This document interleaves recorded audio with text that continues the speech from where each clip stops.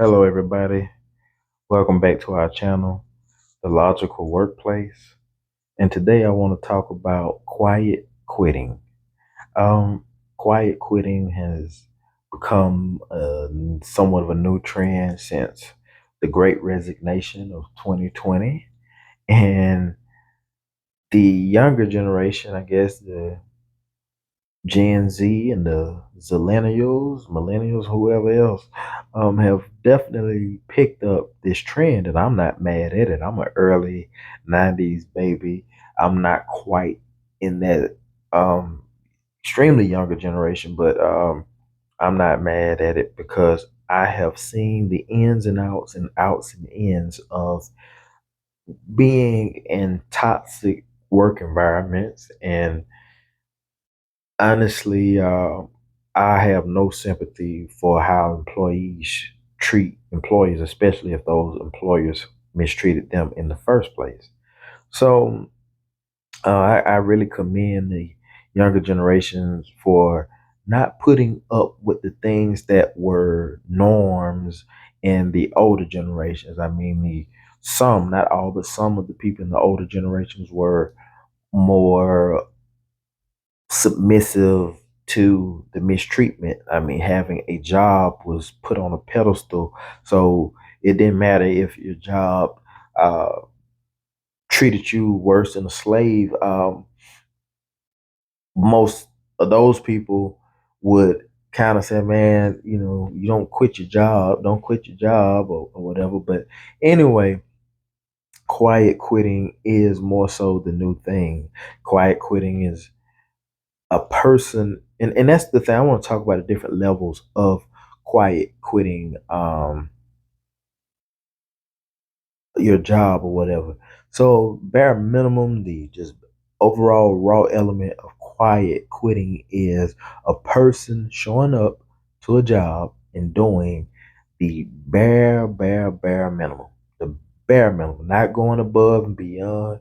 You pretty much dragging your feet and not really putting forth the desired amount of effort that your employer might want.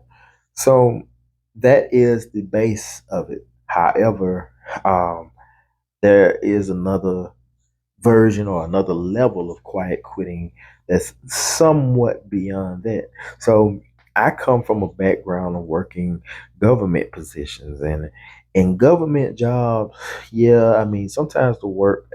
I know a lot of people that dream of the illustrious government position with a pension that they can retire from, but it can be agonizing in some of these government jobs. But one thing I can say, out of all of the government jobs that I've had, I haven't really seen many people get fired.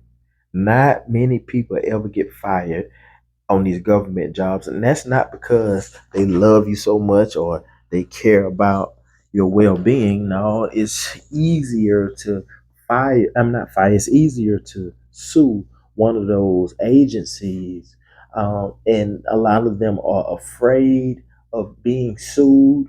And also, when you talk about government jobs that don't pay well, they don't have people lined up in these jobs, just lined up trying to get one of these jobs. So usually these employers kind of roll with the punches in terms of people coming in and quiet quitting, people doing the bare minimum, people dragging their feet, people that would be fired anywhere else, but because it's a numbers game and whatever reason, they won't fire those people. But to get more down to brass tacks with actual quiet quitting or something I experienced on a government job. I have a former employee who is a friend of mine still, and she showed me that there were levels to quiet quitting, and I repeat, quiet quitting is a person um, not giving their all, a person doing the bare minimum day in and day out on a job.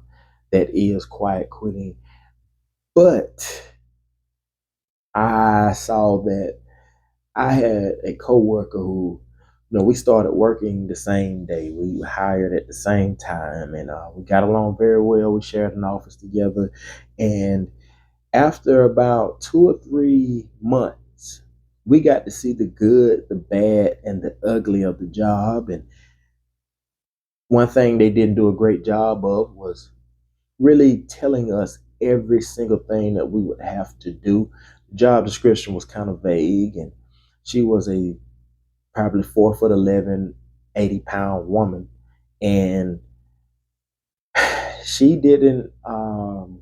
With her being so small, she wasn't able to do a whole lot of physical labor, and there was more physical labor on that job than what they led us to believe. Not that it bothered me, but anyway, she got to the point where she didn't want that job anymore, and I got to the point eventually where I didn't want it anymore either. But she got there before I did, and anyway, long story short, So enough negative things happened to the point where she wanted to get another job. But instead of her flat out quitting and just or her continuing to do her job and look for other jobs like I was, she did a version or a level of quiet quitting that I wasn't familiar with. She did a level of quiet quitting. Maybe I could give a name to it, a coin, a term for it, but it was more of a either you are going to fire me or I'm gonna keep my job and just show up and not do anything. That was her level of quiet quitting. I don't mean no disrespect by it.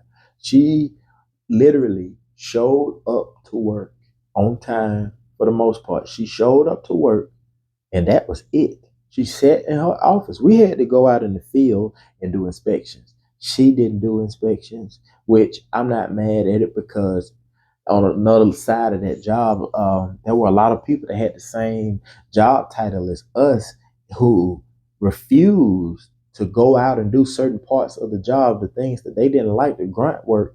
The people who had been there already with the same job title, they didn't do it either. They didn't go out and do the inspections anymore since there were two new people there. It was kind of weird, like people picking and choosing what they wanted to do, even though it was a requirement of all of our jobs. But long story short, my former coworker, she refused to do inspections, and she refused to do anything for the last month that she had that job. And her job was not in jeopardy. Remember, a lot of government jobs, they roll with the punches a lot. But anyway, she stopped doing her job. Period. She stopped even wearing her work clothes. We had to have boots and stuff. She was showing up in tennis shoes and scrubs on. We didn't have a job where you wore scrubs, and she was in a position where you either were going to fire her or she was going to continue doing what she was doing. They were where all of the other workers were sick and tired of her, and I didn't care. But the supervisor, he didn't really care as much until the end when she quit without giving. Well, she gave a 2 weeks notice and quit the first day on her 2 weeks notice. And I'm not mad at that either. But anyway, man, I am not against quiet quitting. Um, there's no loyalty in business, but oftentimes people fail to realize that it's a two-way street. Most employers treat their employees like trash, and I'm not mad when employees reciprocate that same behavior. Thank you.